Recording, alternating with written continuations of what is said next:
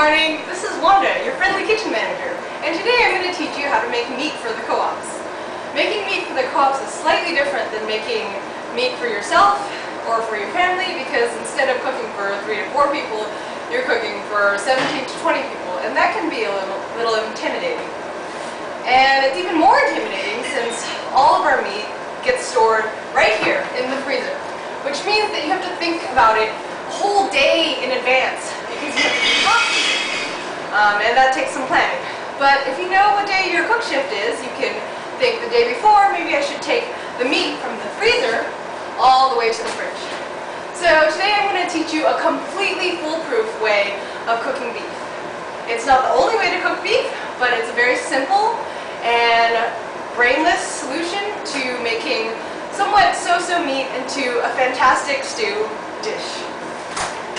So today actually we don't have any meat, and also I'm vegan, so we're going to pretend that there's meat with this large loaf of bread right here. This is about the size that your meat will come in, except it'll weigh about 5 pounds. It'll be this big, and you're going to be lugging it out, and it's going to be a big loaf of meat. And so the day before you're going to cook, you're going to take this meat and go to that fridge over there, which is the large fridge, and put it in a large plastic bucket, and put the meat there, still in the plastic wrap, and put it on the bottom shelf for it to defrost overnight. Then the next day, in the morning, you're going to do this actually in the morning when you wake up, instead of when your cook shift starts. That way it'll be completely cooked by the time your cook shift starts, and you can concentrate on other things like carbohydrates and plenty of fresh vegetables. And this will just cook by itself all day, and it'll be the easiest dish you will make. So this is still a hunk of meat because we're using our imaginations. And so this hunk of meat from the co-ops, because we're only budgeted about $5 a day per person, we can't get fancy cuts like filet mignon or ribeyes. We have to have this big hunk of meat that has a lot of connective tissue in it, and by itself, if you just grilled it, it would be somewhat tough. So therefore, we're going to stew this for a long time, about 8 to 12 hours, and that way it'll be all meltingly tender by the time it's dinner time. So first of all, we're going to take this meat and we're going to find some foil. And we're going to lay this foil down and then put the meat on top.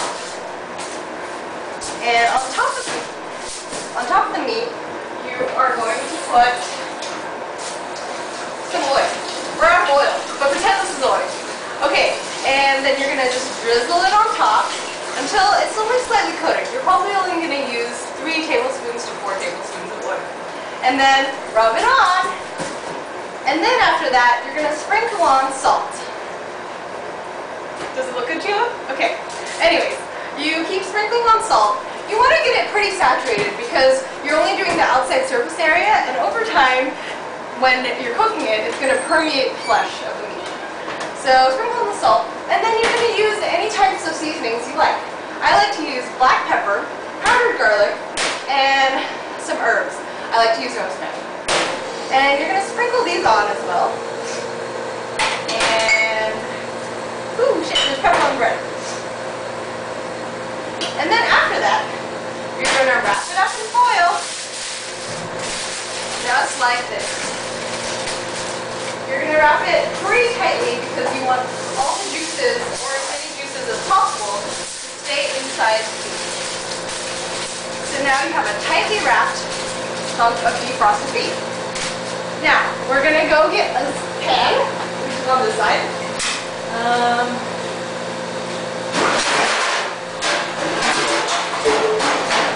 And about this size should be fine. And this is just to catch all the drippings that come out of the foil, because foil isn't exactly watertight. And then we're going to drop it in, and that's about it. Now we're going to put it into the oven. Whoops, shit. Okay, we're putting it in the oven. Oven time. See, look, it's in the oven. And we're going to set it on low.